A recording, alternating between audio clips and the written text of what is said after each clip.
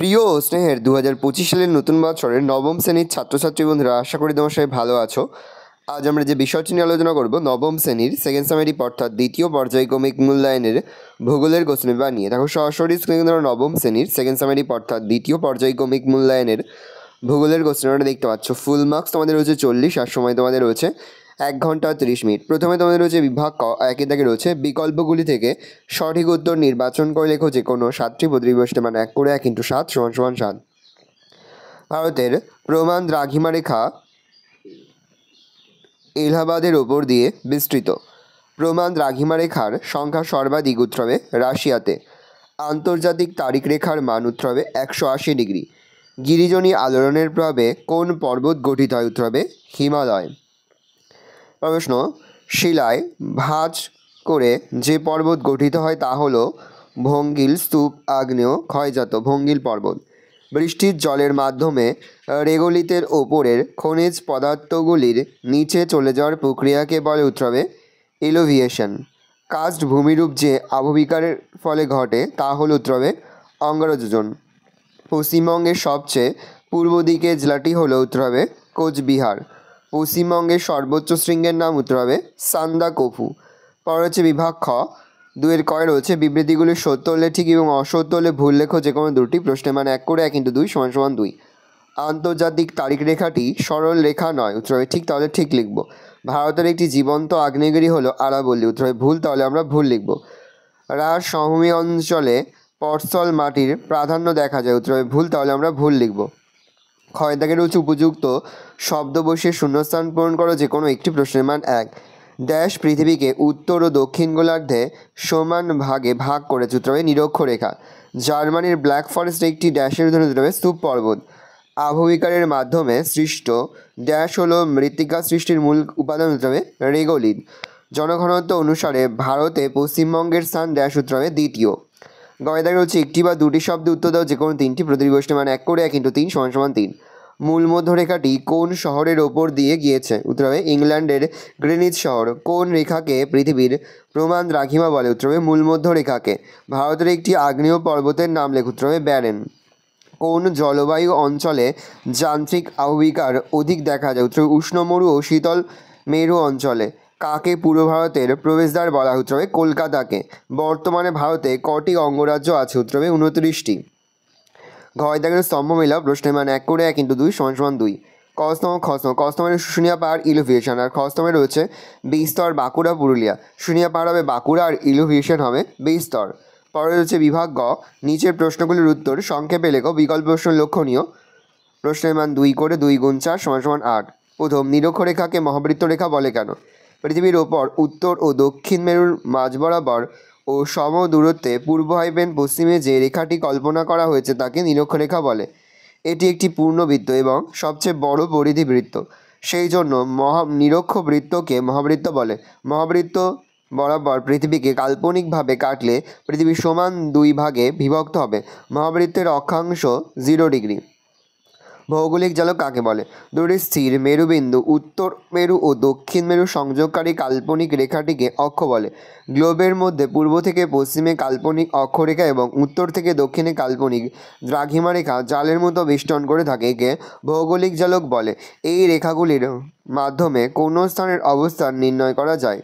ডেকান চাপ কি? ডেকান শব্দের অর্থ দাক্ষিণাত্য এবং সুইডিশ শব্দের অর্থ চাপ এর অর্থ সিঁড়ির ধাপ। ভারতের দাক্ষিণাত্য মালভূমি বিভিন্ন পর্যায়ে লাভা জমে সৃষ্টি হওয়ার ফলে এবং পরবর্তীকালে অসম ক্ষয়কার্যের কারণে সিঁড়ির মতো ধাপযুক্ত মালভূমিকে পরিণত হয়েছে, তাই দাক্ষিণাত্য মালভূমিকে ডেকান ট্রাপ বলা হয়।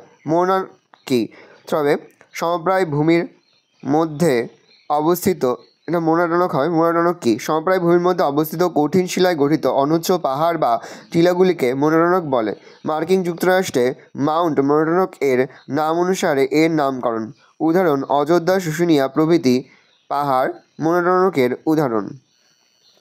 নগ্নিভবন কাকে বলে? আবহবিকার ক্ষয়ীভবন এবং পুঞ্জিত ক্ষয়ের সম্মিলিত প্রভাবে শিলাস্তরের উপরিভাগ বিচ্ছিন্ন হয়ে অপসারিত হলে অভ্যন্তর ভাগ উন্মুক্ত হয়ে পড়ে। এইভাবে শিলাস্তরের ভিতরের অংশ ভূপৃষ্ঠে উন্মুক্ত হলে তাকে বলা হয় নগ্নিভবন। সুতরাং নগ্নিভবন হলো আবহবিকার ক্ষয়ীভবন ও পুঞ্জিত ক্ষয়ের সম্মিলিত ফল। মৃত্তিকা কাকে বলে? মৃত্তিকা বা সয়েল শব্দটি ল্যাটিন শব্দ সোলাম থেকে এসেছে, যার অর্থ ভূমিতল বা মেঝে বা ফ্লোর। ভূপৃষ্ঠের সমান্তরালে বিভিন্ন খনিজ ও জৈব পদার্থ সমৃদ্ধ যে শিথিল নিষ্ক্রিয় ভঙ্গুর আবরণী স্তর উদ্ভিদ ধারণ ও বৃদ্ধিতে সাহায্য করে তাকে মৃত্তিকা বলে। পরের প্রশ্ন, পশ্চিমবঙ্গের সীমানায় অবস্থিত না হয়েও ত্রিপুরা পশ্চিমবঙ্গের প্রতিবেশী রাজ্য কেন? পশ্চিমবঙ্গ ও ত্রিপুরার মধ্যে প্রধান মিল হল উভয় রাজ্যের প্রধান ভাষা বাংলা। এছাড়া এই দুই রাজ্যের মধ্যে নানান সামাজিক ও সাংস্কৃতিক মিল থাকার জন্য এবং বাণিজ্যিক সুসম্পর্ক গড়ে তোলার জন্য ত্রিপুরাকে পশ্চিমবঙ্গের প্রতিবেশী রাজ্য হিসাবে চিহ্নিত করা হয়েছে। তাল কাকে বলে? তাল কথার অর্থ নিম্নভূমি বা হ্রদ।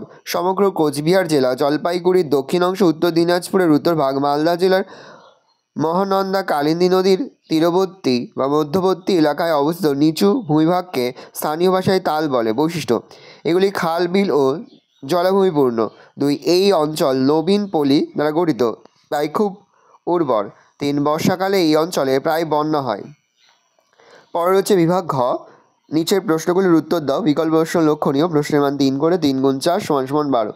যে কোনো 4টি প্রশ্নের উত্তর করতে হবে। প্রথম, সেক্সট্যান্ট কি? সেক্সট্যান্ট হলো সূর্যের সর্বোচ্চ উন্নতি কোণ অর্থাৎ মধ্যাহ্ন নির্ণয়কারী অক্ষাংশ পরিমাপক যন্ত্র। এই যন্ত্রের একটি শক্তিশালী দূরবীন লাগানো থাকে। কোনো স্থানের অক্ষাংশ নির্ণয় করতে হলে ধ্রুবতারা বা হ্যাডলির অ্যাক্ট্যান্ট নক্ষত্রের অভিমুখে রাখা হয়। এই দুই নক্ষত্রের উন্নতিকোণ নির্দিষ্ট স্থানটির অক্ষাংশগত অবস্থান নির্দেশ করে। অথবা নিরক্ষরেখার গুরুত্ব লেখো।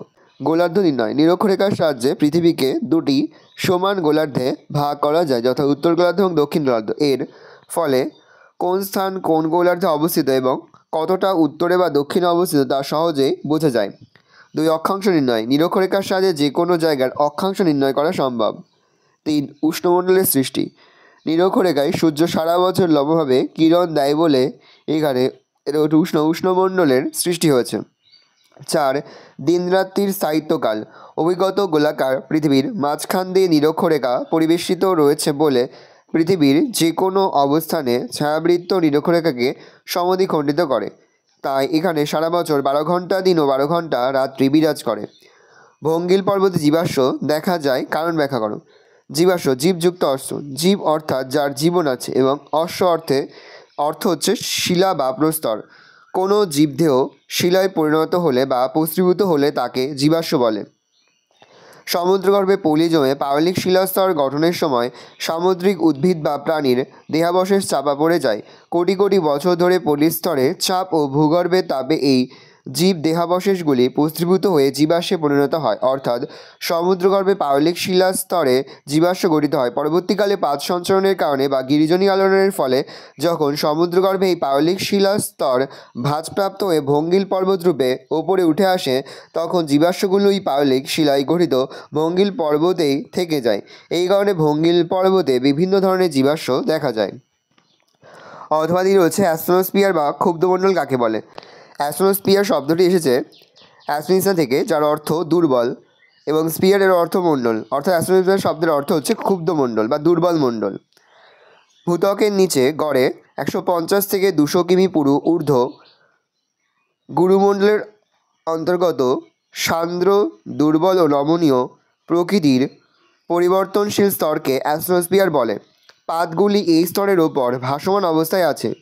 এখানকার ম্যাগমায় পরিচলন স্রোতের কারণে পাতের চলন ঘটে, অগ্ন্যুৎপাত হয়, ভূমিকম্প হয়, তাই এই স্তরকে ক্ষুব্ধমণ্ডল বলে। রেগোলিট মাটি নয় কেন? সময়ের সঙ্গে পরিণত পর্যায়ের শেষে আবহবিকার সূক্ষ্ম শিলাচূর্ণের সঙ্গে খনিজদ্রব্য, জৈব পদার্থ, জল প্রভৃতি মিশে মাটি তৈরি হয়।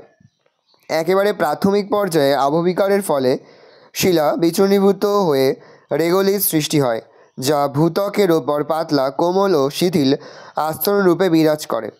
এদের বিশেষ কোনো ভৌত ও রাসায়নিক ধর্ম থাকে না, তাই রেগোলিথকে মাটি বলা যায় না। এজন্য যান্ত্রিক আবহবিকারের ফলে সৃষ্ট পর্বতের পাদদেশীয় ঢালে সঞ্চিত ট্যালাস বা স্ক্রিকে মাটি বলা যায় না। অথবা রয়েছে টিকা লেখেও হিউমাস। উদ্ভিদ ও প্রাণীর দেহাবশেষ মৃত্তিকার উপরিস্তরে জৈব পদার্থ রূপে সঞ্চিত হয়। ওইসব পদার্থ মৃত্তিকাস্থিত আণুবীক্ষণিক জীব দ্বারা বিয়োজিত হয় এবং তা ধীরে ধীরে পরিবর্তিত হয়ে এক জটিল কালো বর্ণের পদার্থ সৃষ্টি করে। একে হিউমাস বলে। হিউমাস সমৃদ্ধ মাটি খুব উর্বর ও পুষ্টিগুণ সম্পন্ন হয়। এই ধরনের মাটির জলধারণ ক্ষমতাও খুব বেশি, কিন্তু হিউমাস মাটিতে দীর্ঘদিন থাকতে পারে না। এটি ধীরে ধীরে খনিজ পদার্থে রূপান্তরিত হয়ে মাটিতে মিশে যায়। হিউমাস সৃষ্টির প্রক্রিয়াকে হিউমিফিকেশন বলে। ল্যাটেরাইট মাটির রং লাল কেন? এই মাটিতে কী কী ফসল চাষ হয়? ল্যাটিন শব্দ ল্যাটার থেকে ল্যাটেরাইট কথাটি সৃষ্টি হয়েছে। ল্যাটার শব্দের অর্থ ইট। ল্যাটেরাইট মাটিতে লোহার পরিমাণ বেশি থাকে বলে এই মাটির রং লাল। ল্যাটেরাইট মাটি অনুর্বর, তবে সার প্রয়োগ ও জলসেচ প্রক্রিয়ার মাধ্যমে এই মাটিতে ধান, ভুট্টা, জোয়ার বাজরা ইত্যাদি মিলেট জাতীয় শস্য ও কিছু শাকসবজি চাষ হয়। অথবা রয়েছে মৌসুমী বিস্ফোরণ কাকে বলে? গ্রীষ্মকালের শেষে মূলত মে মাসে উত্তর পশ্চিম ভারতে গভীর নিম্নচাপ ঘনীভূত হয়। ফলে বঙ্গোপসাগরের আর্দ্র বাতাস দক্ষিণ পশ্চিম দিক থেকে পশ্চিমবঙ্গে প্রবেশ করে। এই বায়ুর আগমনের ফলে আকস্মিকভাবে বজ্রবিদ্যুৎ সহ বৃষ্টিপাত হয় এবং বর্ষাকালের সূচনা হয়। মৌসুমী বায়ুর প্রভাবে এই আকস্মিক বর্ষণকেই মৌসুমী বিস্ফোরণ বলে। পরে হচ্ছে 5 দাগে নিচে যে কোনো একটি প্রশ্ন ধরে প্রশ্নের মান 5। প্রথম প্রশ্ন, স্থানীয় সময় ও প্রমাণ সময়ের মধ্যে পার্থক্য লেখো। এটা তোমার টেক্সট বইয়ে পেয়ে যাবে, তোমরা কিন্তু টেক্সট বই থেকে পড়ে নেবে। আর ভঙ্গিল পর্বতের বৈশিষ্ট্য এটাও তোমরা তোমার টেক্সট বইয়ে পেয়ে যাবে। পরের প্রশ্ন, পশ্চিমবঙ্গের জলবায়ুতে মৌসুমী বায়ুর প্রভাব আলোচনা করো। দেখে নাও পশ্চিমবঙ্গের জলবায়ুতে মৌসুমী বায়ুর প্রভাব। 1 দিয়ে পয়েন্ট করবে ঋতু বৈচিত্র্য, 2 দিয়ে পয়েন্ট করবে উষ্ণতা, 3 দিয়ে পয়েন্ট করবে বৃষ্টিপাত, 4 দিয়ে পয়েন্ট করবে আগমনের অনিশ্চয়তা, 5 দিয়ে পয়েন্ট করবে প্রাকৃতিক ঝঞ্ঝা, 6 দিয়ে পয়েন্ট করবে শীতল উত্তর পূর্ব মৌসুমী বায়ুর প্রভাব, 7 দিয়ে পয়েন্ট করবে আর্দ্র গ্রীষ্মকাল ও শুষ্ক শীতকাল, 8 নম্বর উষ্ণতার উপর প্রভাব। ভালো করে দেখে নাও, এই রয়েছে টোটাল তোমাদের সেকেন্ড সামেটিভ অর্থাৎ দ্বিতীয় পর্যায়ক্রমিক মূল্যায়নের নবম শ্রেণীর ভূগোলের কোশ্চেন পেপার। ভালো কোশ্চেনটা দেখে নাও, এই ধরনের কোশ্চেন প্যাটার্নেই কিন্তু প্রতিটি স্কুলে তোমাদের কিন্তু সেকেন্ড সামেটিভ অর্থাৎ দ্বিতীয় পর্যায়ক্রমিক মূল্যায়নের প্রশ্নপত্র হবে, সেহেতু ভালো করে তোমরা কোশ্চেন পেপারটা দেখে নাও। আশা করি ভিডিওটা ভালো লেগেছে। ভিডিওটা ভালো লাগলে ভিডিওকে লাইক করতে ভুলবেন না। আমার নতুন হওয়া লাল ক্লিক সাবস্ক্রাইব প্রেস করে পাশে বেল আইকনটা প্রেস করে যেমন নতুন করে ভিডিও আপলোড করি সবার ফার্স্ট নোটিফিকেশন তোমরা পেয়ে যাও। আর এই ভিডিওটি তোমার বন্ধু বান্ধবী আত্মীয়স্বজন সবার মধ্যে কিন্তু অনেক শেয়ার করে এর বছর নবম শ্রেণীতে পড়ছে।